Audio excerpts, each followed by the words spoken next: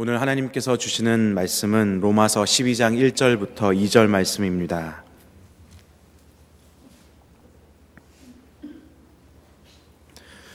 로마서 12장 1절과 2절 말씀을 다 함께 한 목소리로 읽겠습니다. 형제 자매 여러분, 그러므로 나는 하나님의 자비하심을 힘입어 여러분에게 권합니다. 여러분의 몸을 하나님께서 기뻐하실 거룩한 산 제물로 드리십시오. 이것이 여러분이 드릴 합당한 예배입니다. 여러분은 이 시대의 풍조를 본받지 말고 마음을 새롭게 함으로 변화를 받아서 하나님의 선하시고 기뻐하시고 완전하신 뜻이 무엇인지를 분별하도록 하십시오. 아멘. 다시 한번 눈으로 읽으시며 묵상하시겠습니다.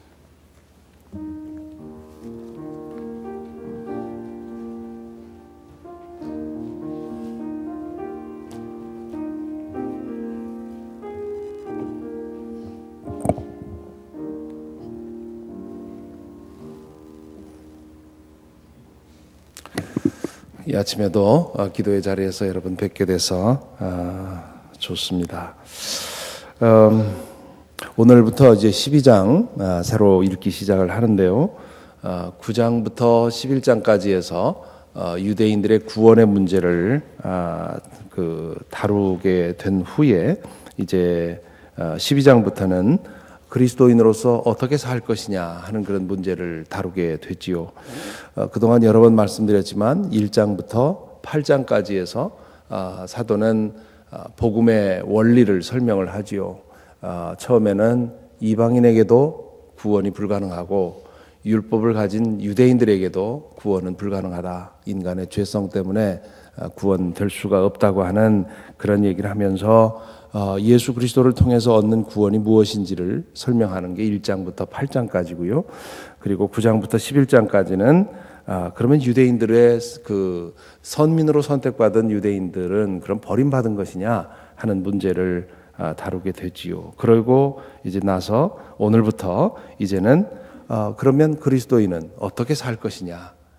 구원받은 사람, 구원을 받았다면 구원받은 사람은 그렇지 않은 사람과 어떻게 달라야 할 것이냐, 이런 얘기를 오늘부터 하게 됩니다. 그래서 9장부터 11장까지는 이렇게 괄호 안에 넣어야 되는, 그러니까 이 글의 흐름으로 볼 때는 8장 마지막에서 12장으로 이어져야 되는 그런 맥락인 것이지요.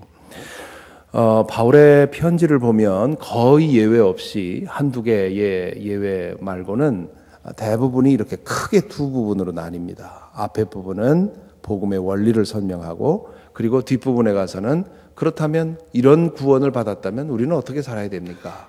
그렇게 크게 두 부분으로 나뉘게 됩니다. 그래서 이것이 복음의 특성이다, 그렇게 얘기를 하지요. 왜냐하면 복음이라고 하는 것은 율법처럼 우리가 뭔가를 행동해서 열심히 해서 구원을 얻는 것이 아니라 먼저 구원을 얻고, 그리고 구원받은 사람으로서 어떻게 살 것이냐 하는 그런 문제가 우리 그리스도인의 윤리적인 그 삶의 성격이라는 것입니다. 그래서 그 앞으로 이제 그런 맥락에서 얘기가 되겠는데요. 특별히 오늘 12장 1절, 2절을 읽었는데 이 1장부터 8장까지 해서 복음의 원리를 설명하기 전에 1장 17절, 18절에서 그 앞으로 설명할 복음의 원리를 아주 간략하게 요약을 하지요. 의인은 믿음으로 살 것이다. 복음 속에 하나님의 의가 나타났다.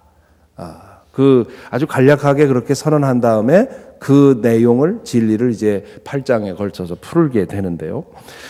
이 새로운 챕터를 시작하면서 사도는 똑같이 그리스도인이 어떻게 살아야 할 것이냐 하는 것에 대해서 두 문장이 아니라 두 절로 요약을 하게 됩니다. 그래서 오늘 읽은 이 1절, 2절은 앞으로 이제 여러 가지 이 사례를 가지고 그리스도인은 이렇게 살아야 한다 하는 것에 대해서 설명하는 그런 그 설명하기에 앞서서 그리스도인으로 사는 것은 이런 거다.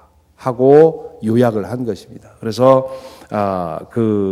우리가 그 로마서를 두고 얘기할 때 11장 16절 17절과 12장 1절 2절이 이 로마서를 세우고 있는 큰 두 개의 기둥이다. 그렇게 보면 됩니다. 그래서 구원의 원리는 1장 16절 17절, 그리고 그리스도 구원받은 자의 삶의 원리는 12장 1절 2절. 이것이 로마서라고 하는 집을 세우고 있는 큰 기둥이라 그렇게 말할 수 있지요. 자, 그래서 그런 배경에서 오늘 말씀을 좀 하나하나 보겠습니다. 2절밖에 안 되지만 아주 중요한 구절이기 때문에 오늘은 2절만 봅니다. 1절에 보면 형제자매 여러분, 그러므로 나는 하나님의 자비하심을 힘입어 여러분에게 권합니다. 그렇게 되어 있는데요. 원문을 보면 권합니다라고 하는 말이 먼저 나옵니다. 나는 권합니다. 그렇게 얘기를 하지요. 이 권한다 하는 말에 해당하는 헬라어 파라칼로라고 하는 말은 권한다, 호소한다, 혹은 격려한다 그런 얘기입니다. 이 파라칼로라고 하는 말 속에 이 기독교의 윤리의 성격이 담겨 있습니다. 이제 이어지는 부분에서 여러분 이제 앞으로 보겠지만 이렇게 하십시오, 저렇게 하십시오 하는 윤리적인 명령들이 많이 나옵니다. 그런데 그것은 사도가 또 다른 율법으로 제시하는 게 아니라는 것이지요. 그것을 행하면 구원받고 행하지 못하면 정죄받는 것이 아니라는 얘기입니다.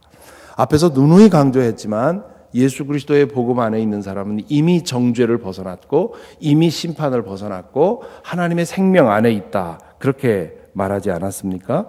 이미 옛사람이 못 박히고 새로운 사람으로 부활했습니다. 죄에 대해서 죽고 의에 대해서 살았습니다. 이렇게 변화를 받은 사람에게 지금 사도가 말하고 있는 것입니다.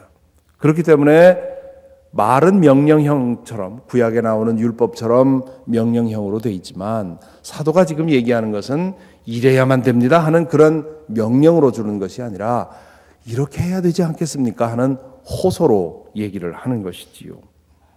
이렇게 호소하는 이유는 그동안에 여러 번 말씀을 드렸지만 우리가 지금 중간 시기에 살고 있기 때문에 그렇습니다. 이미 구원받았으나 아직 구원되지 않은 중간 시기, 이미 죄에 대해서 죽었으나 아직도 죄의 유혹의 세력에 노출되어 있는 중간 시기, 이미 의에 대해서 살고 있으나 그러나 그 생명이 충만하지 않은 그런 중간 시기, 이 중간 시기에 우리가 살고 있습니다. 그렇기 때문에 믿는 사람 안에는 옛날 방식으로 퇴행하려고 하는 그런 끌어당김이 살아 있습니다. 광야에서 그 약속의 땅을 향해서 가던 이스라엘 백성들이 이집트에서 먹던 고깃가마를 그리워했듯이 우리도 예수 그리스도 안에서 거룩한 삶을 살아가면서도 여전히 과거에 즐기던 그 고깃가마를 한단 말이지요. 그렇기 때문에 권면이 필요하고 호소도 필요하고 격려도 필요합니다. 구주와 함께 나 죽었으니 구주와 함께 나 살리로다. 영광의 기약이 이르는 그날까지 주님을 바라본다 하는 오늘 오프닝 찬양이 참 이상하게 제 마음에 와 닿는데요. 그 가사가 바로 이 중간 시기를 말하는 거지요. 구주와 함께 죽었고 구주와 함께 살았는데 그러나 영광의 기약이 이른 그날이 아직 남아있기 때문에 내가 주님을 바라봅니다. 그렇기 때문에 이런 길에서 자꾸 퇴행하려고 하는 그런 유혹이 있기 때문에 그래서 사도가 권면하는 거지요.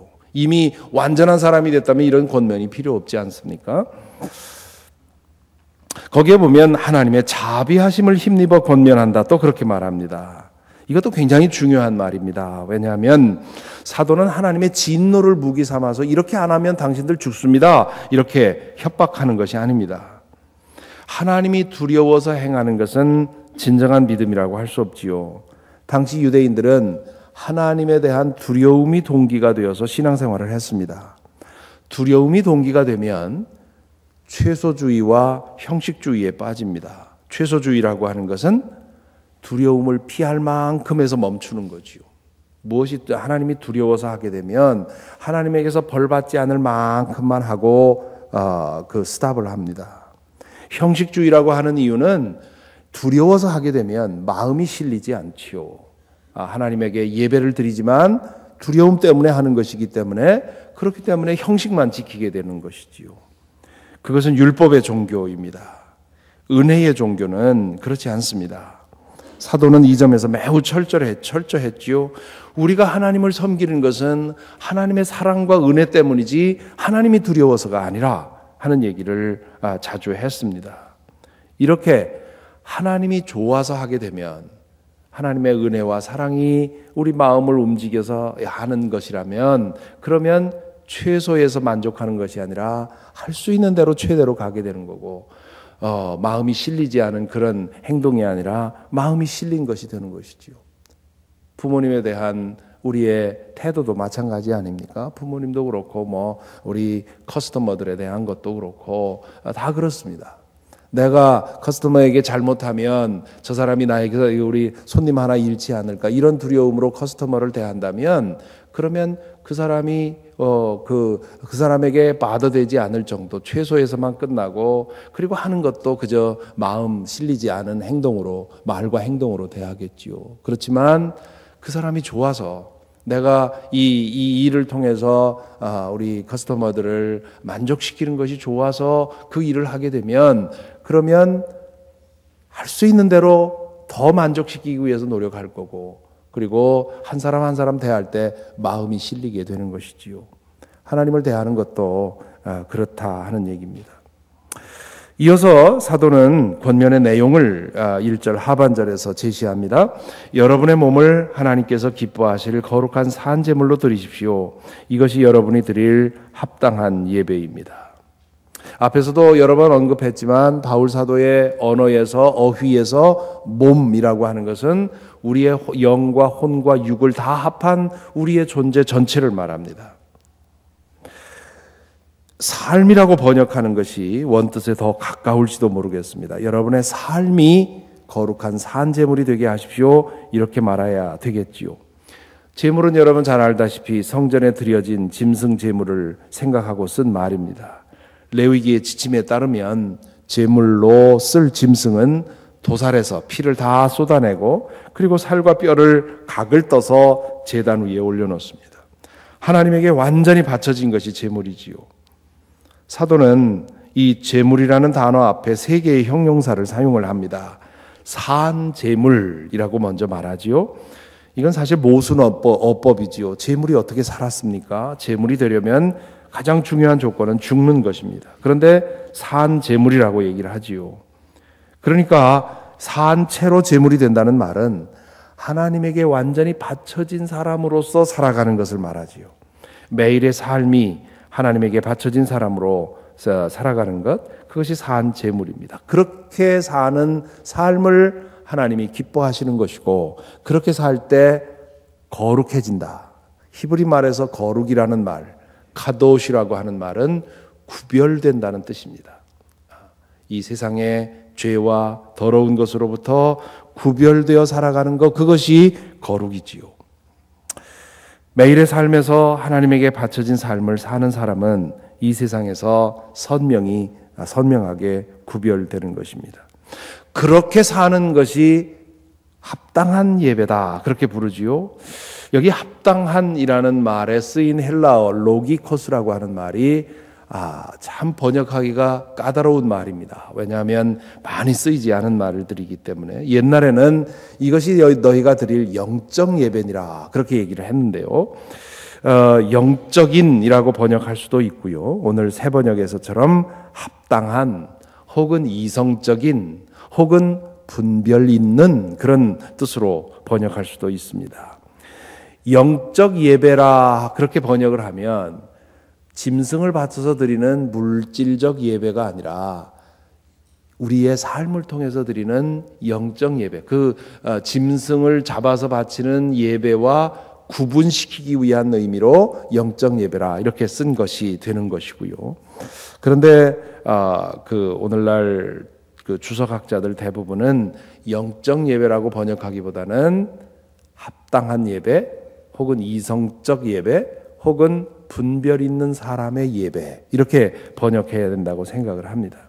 여기 합당한 예배라고 하는 말보다는 합리적인 사람이 드리는 예배, 생각 있는 사람이 드릴 예배, 분별력 있는 사람이 드릴 예배, 그렇게 번역을 하는 것이 옳습니다. 그러므로 이렇게 예배 드리는 사람이 분별력 있는 사람입니다.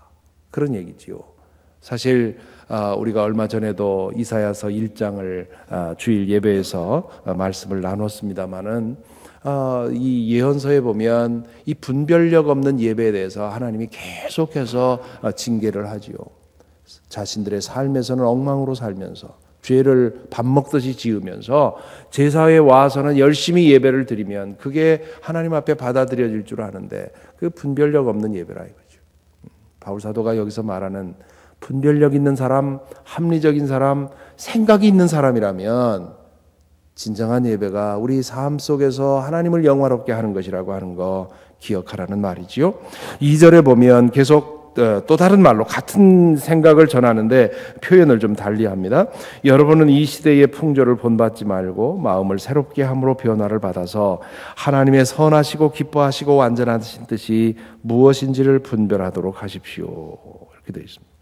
이 시대의 풍조를 본받지 말라 하는 그 본받는다 하는 말은 이 헬라어 스케마에서 왔는데, 스케마라는 말은 틀을 말합니다. 붕어빵 그 틀에 그 액체를 집어넣고 구우면 그 틀에 딱 맞는 붕어빵이 나오듯이 이 뭔가를 찍어내는 틀을 스케마라고 합니다. 영어에 이 스케마도 많이 영어에 많이 나오지요. 이 세상은 우리가 그냥 나 자신을 노출시켜서 내버려 두면 우리를 이 세상의 풍조에 따라서 혹은 이 세상의 생활 방식에 따라서 우리를 찍어내려고 합니다. 얼마 전에도 말씀드렸지만 하루 동안에 성인 남성이 노출되는 광고가 6,000건이 평균 6,000건이라고 하는데요. 그 얘기를 듣더니 어떤 분은 그거 과장입니다. 어떻게 그럴 수 있습니까? 그런데요, 가만히 따져보면 그럴 수 있어요. 우리가 의식적으로 보는 게 아니라 무의식적으로 우리의 의식을 스쳐가는 걸 따지면 그럴 수 있다는 거죠. 그런 것에 우리가 무심코 내버려 두면 세상이 원하는 대로 우리의 삶이 찍히는 겁니다. 주조되는 거지요. 그렇게 되게 하지 말라 그런 얘기입니다. 여러분은 이 시대의 풍조를 본받지 말고 이 시대가 여러분을 찍어내도록 내버려 두지 말고 마음을 새롭게 함으로 변화를 받아라, 그렇게 얘기를 합니다. 믿는 이들에게는 이미 이 번역이 조금 문제가 있습니다. 왜냐하면 마음을 새롭게 하려고 노력해라 그런 뜻인데 그런 뜻이 아니라 믿는 이들에게는 이미 마음의 새로움이 일어났습니다. 이 앞에서 여러 번 얘기했듯이 그리스도 안에 머물러 살아가면 마음의 할례를 받게 되고요, 완고한 마음이 여려지고 찢겨진 마음이 치유되고 높은 마음이 낮아집니다. 그렇게 우리의 마음이 변합니다. 그 변한 마음을 따라 살아가면 우리에게 성화의 과정이 일어나는 것이지요. 따라서 마음을 새롭게 함으로 변화를 받아서라는 말은 예수 그리스도 안에서 이미 일어난 그 내면의 변화를 따라 살아가라, 그런 얘기입니다. 그 다음에 하나님의 선하시고 기뻐하시고 완전하신 뜻이 무엇인지를 분별하라 그랬는데요. 이것도 역시 번역이 좀 문제가 있는데, 하나님의 뜻, 그 좋고 받아들일 만하고 완전한 것이 무엇인지를 그렇게 번역을 해야 됩니다. 다시 말하면 하나님의 선하시고 기뻐하시고 완전하신 뜻, 이렇게 아니라 하나님의 뜻, 그 뜻은 선하고 좋고 받아들일 만하고 그리고 완전한 것이다, 그런 얘기지요. 사람들 사이에 하나님의 뜻은 어렵고 불편스럽고 고통스럽고 부자연스럽고 손해보게 만드는 것이고 이런 것이라고 하는 오해가 있지요. 아마 여러분들도 그런 무의식 중에 그런 오해를 가지고 있을지도 모르겠습니다. 그건 하나님을 두렵게 생각하면 그럽니다. 하나님은 나를 어떻게든 하나님의 뜻을 따르는 것은 억지가 되는 것이고 그리고 어려운 것이라는 생각이지요. 그런데 하나님을 제대로 알고 나면 하나님의 사랑의 관계 안에 들어가고 보면 그분의 뜻이 우리에게 가장 좋은 것이고 가장 자연스러운 것이고 가장 유익한 것이고 가장 편한 것입니다. 우리의 본성이 깨어져서 그것을 불편하게 생각하는 것일 뿐이지요. 그리고 사도는 여기서 분별하라 그렇게 말했는데요. 이 분별하라는 말에 해당하는 헬라어 도키마조는 시험해봐라, 검토해봐라, 검증해봐라, 확인해봐라 그런 뜻입니다.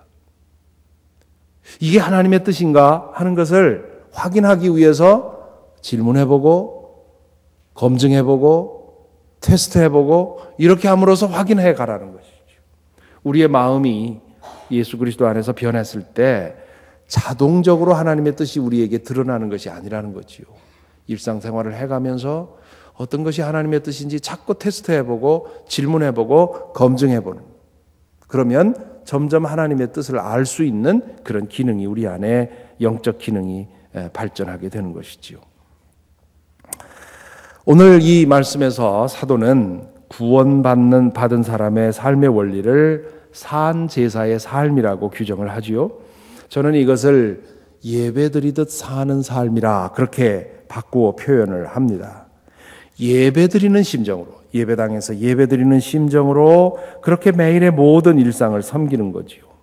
예배드리듯 한다는 말은 모든 일을 통해서 하나님께 영광, 하나님이 기뻐하시도록 하는 것이지요. 수도원에서 허드렛 일로 일생을 보낸 로렌스 형제가 나는 계란 후라이 뒤집을 때도 하나님을 생각하며 하나님을 기쁘시게 하기 위해서 힘씁니다. 나는 수도사들의 그 셔츠를 다리면서도 하나님을 생각합니다. 그렇게 썼는데요. 모든 일을 통해서 하나님께 영광을 돌리는 것, 그것이 산제사를 드리는 것이지요. 현대 미국 영성운동의 철학적 기초를 제공한 분이 달라스 윌라드라고 하는 분이지요. 2년 전에 세상을 떠났습니다. 그 달라스 윌라드가 바로 이 본문을 가지고 아주 유익한 제안을 했습니다. 기도 중에 자신의 몸의 지체 하나하나를 생각하면서 구체적으로 기도를 해보라는 것이지요. 아침에 기도할 때 내 몸의 지체들을 생각하면서 하나님, 오늘 하루 내 머리를 통해서 하나님께 영광 돌리게 해 주십시오. 하나님, 오늘 하루 내 눈이 하나님 기쁘시게 눈의 역할을 할 수 있게 지켜주십시오. 하나님, 오늘 하루 동안 내 손이 하는 모든 일이 하나님을 기쁘시게 하는 일이 되게 하십시오. 그렇게 구체적으로 내 몸의 지체 하나하나를 가지고 이런 기도를 드리면 이 몸으로 산제사 드리는 게 뭔지 하는 것을 감을 잡을 수 있다. 그렇게 얘기를 합니다. 그 제안을 읽고 실제로 저도 이렇게 해 봤는데요. 참 이 모호한 추상적으로 그냥 참 좋다 하는 그 말씀이 아주 구체적으로 와 닿았습니다. 오늘 기도할 때 한번 그렇게 해보시기를 바랍니다. 근데 문제는 우리가 살아가면서 하나님의 뜻이 무엇인지 즉각 알 수가 없습니다. 매우 어렵습니다. 왜냐하면 우리의 마음이 이미 혼미해지고 갈라지고 그리고 어두워져 있고 교만해져 있기 때문입니다. 그러므로 이 마음이 제 역할을 하기 위해서는 예수 그리스도 안에 늘 머물러 있어야 합니다. 예수 그리스도 안에 머물러 살면 혼미해진 마음이 밝아지고 완고해진 마음이 여려지고 갈라진 마음이 온전해지고, 그렇게 되면 그 마음으로 하나님을 볼 수 있고 그것으로 하나님의 뜻을 찾아갈 수 있습니다. 그 마음을 따라 살아갈 때 우리는 예수 그리스도의 모습을 닮아 변모하게 되어 있지요. 그리고 하나님의 뜻을 따라 살아가는 것이 오늘 바울 사도가 말한 대로 가장 좋고 가장 편하고 가장 자유롭고 가장 아름다운 것임을 확인하게 될 것입니다. 마치 어린아이가 엄마 아빠의 사랑의 조언을 듣고 살아가는 것이 그에게 가장 행복하듯이, 때로는 엄마 아빠가 생각을 잘못해서 다른 걸 요구할 때도 있지만 하나님이 우리에게 그런 거 요구하지는 않겠지요. 하나님이 우리 부모처럼 부족하지 않을 테니까 우리는 하나님에 대해서 든든히 믿고 그리고 그분의 뜻을 찾는 것, 그러면 된다고 하는 거예요. 그분의 뜻 안에만 있으면 아무 문제가 없다는 거 생각하면서 오늘 하루도 산 제사의 삶을 살게 되기를 바랍니다. 기도하겠습니다. 시간 오늘의 말씀을 잠시 묵상하십시다. 우리가 구원을 받았다면 구원받은 자답게, 은혜를 받았다면 은혜 얻은 자답게, 하나님의 사랑을 입었다면 그 힘입은 사랑에 걸맞게 살아가야 합니다. 우리 안에 그 능력이 있다면, 부활의 능력이 있다면 우리의 말과 행실을 통해서 그 능력이 드러나는 것이 옳겠지요. 우리는 과연 얼마나 산 제사의 삶을 살고 있습니까? 우리가 주일마다 드리는 예배는 얼마나 분별력 있는 예배입니까? 이 아침에 우리가 함께 나와서 이렇게 기도하는데 이 기도가 하나님 앞에 합당한 예배가 되고 있습니까? 그것이 합당한 예배라면, 분별력 있는 사람의 예배라면, 그러면 예배를 끝내고 나서 우리의 삶의 과정 속에서도 계속해서 하나님을 기쁘시게 하는 그런 삶이 이어져야 마땅합니다. 그렇게 안 하면 구원 못 받는다는 것이 아니라요, 우리가 구원 받았다면 그렇게 되는 것이 마땅하다는 것이지요. 그러므로 오늘 하루도 주님, 나의 온 몸의 지체가 하나님을 기쁘시게 하는 것을 위해 사용되게 하옵소서 기도해야 될 것입니다. 또한 하나님, 내 마음을 바꿔주셔서 하나님의 뜻을 따라 사는 것이 가장 복되고 행복하다고 하는 것, 인간적으로 물질적으로는 손해보는 것 같고 쓸데없는 일 같아 보여도 그것이 우리에게 가장 복되고 영원한 것이라는 사실을 알게 하옵소서 우리가 기도해야 되겠습니다. 또한 우리 오늘 공동의 기도 제목은 우리 선교사들을 중보합니다. 멕시코 나다니엘 센터의 김승석 선교사, 그리고 김종희 선교사, 그리고 그곳에서 일하는 살로몬 교장, 그리고 많은 우리 나다니엘 스칼라들, 주께서 그들에게 축복 주셔서 오늘 또 하나님의 선물이 되게 하옵소서. 남아공의 장용석 권사님, 강준희 권사님 또한 기억해야 합니다. 우리 늘 팟캐스트를 통해서 우리와 교제하고 있는데요, 우리 두 분의 사역을 위해서 주님께서 막힌 길을 뚫어주시기를 위해서 기도하십시다. 니카라구아의 전구 선교사님, 이제 누명을 쓰고 지금 재판을 받기 위해서 감옥에 갇혀 있는 상태입니다. 그분의 건강을 위해서 기도해 주시고, 또한 이 어려운 일이 잘 회복이 되어서 전화 위복의 기회가 될 수 있게, 또한 걱정하며 근심하는 가족들을 주님께서 붙들어 주시기를 위해 기도하십시다. 또한 필리핀의 고영집 고순영 선교사님, 탄자니아의 박윤석 선교사님, 우리가 기도하며 중보해야 되겠습니다. 이 시간에 우리 함께 소리를 내서 기도하십시다. 사랑의 아버지 하나님, 오늘의 말씀을 통해서 아버지, 구원받은 자로서 살아가는 것이 어떤 것인지를 오늘 주님 알게 하여 주시니 감사합니다. 아버지 하나님, 그동안 참으로 주님의 뜻대로 산다고 했지만 그러나 우리가 부족했던 점이 참으로 많습니다. 우리의 예배가 분별력 없는 예배가 될 때가 참으로 많이 있었습니다. 아버지 하나님, 우리를 붙들어 주시고 인도하여 주옵소서. 우리의 온 몸, 우리의 모든 지체가 하나님을 영화롭게 하는 것이 될 수 있도록 주님이여 인도하여 주옵소서. 한순간도 하나님의 그 다스림에서 벗어나지 않도록 인도하여 주셔서 주님, 우리의 생각하는 것, 말하는 것, 행동하는 것, 모든 것들이 하나님을 기쁘시게 해드릴 수 있도록 주님이여 축복하시고 인도하여 주시옵소서. 아버지 하나님, 우리로 하여금 주님과의 바른 관계 속에 들어갈 수 있도록 인도하여 주시고, 그 안에 머물러 살아감으로 인해서 혼미해진 우리의 마음이 변화를 받게 하여 주시고, 찢겨진 우리의 마음이 치유되게 하여 주시옵시고, 온전한 마음으로 살아갈 수 있도록, 그리하여 우리에게 가장 유익한 하나님의 뜻이 늘 뜻을 따라 살아갈 수 있도록 인도하여 주옵소서. 아버지 하나님, 우리의 선교사들을 위해 기도합니다. 특별히 감옥에 감옥에 갇혀 있는 전구 선교사를 위해 기도합니다. 아버지 하나님, 당신의 종을 붙들어 주시고 주의 섭리 가운데서 이 모든 고난을 그 축복으로 바꾸실 것을 믿습니다. 하오나 아버지 하나님, 지금 이 시간 동안 어려움을 당하고 있는 그들을 함께 하시고 건강을 지켜주시며 또한 걱정하는 가족들도 붙들어 주시옵시고 모든 일 속에서 주님의 섭리가 드러날 수 있도록 인도하여 주시옵소서. 아버지 하나님, 길이 막혀 있는 남아공을 위해 기도합니다. 주님, 당신의 종들을 붙들어 주셔서 길을 열어 주시옵시고 과거보다 더 아름다운, 더 열매 있는 그런 사역을 해나갈 수 있도록 주님이여 축복하여 주옵소서. 김승석 선교사, 김종희 선교사를 위해 기도합니다. 박윤석 선교사를 기억합니다. 아버지 고영집 선교사를 기억합니다. 주님이여 이 땅에 당신의 뜻을, 당신의 복음을 들고 나아가 주님 삶을 불사르고 있는 모든 이들을 위해 기도합니다. 주여 하늘 문을 열어주시옵시고 그들에게 주의 은혜 베풀어 주시며 주의 영광을 드러내어 주시옵소서. 오 주님 인도하옵소서.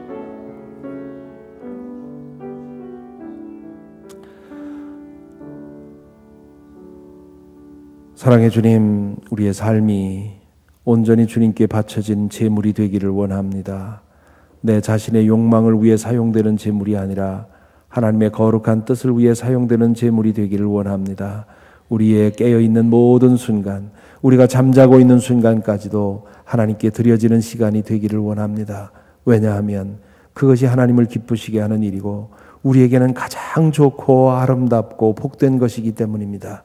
아버지 하나님, 이 소원을 가지고 오늘 또 살아가오니 오늘 하루 우리를 다스려 주셔서 우리의 하루의 모든 삶이 주님께 영광을 올리는 삶이 되도록 축복하여 주옵소서. 예수 그리스도 이름으로 기도하옵나이다. 아멘.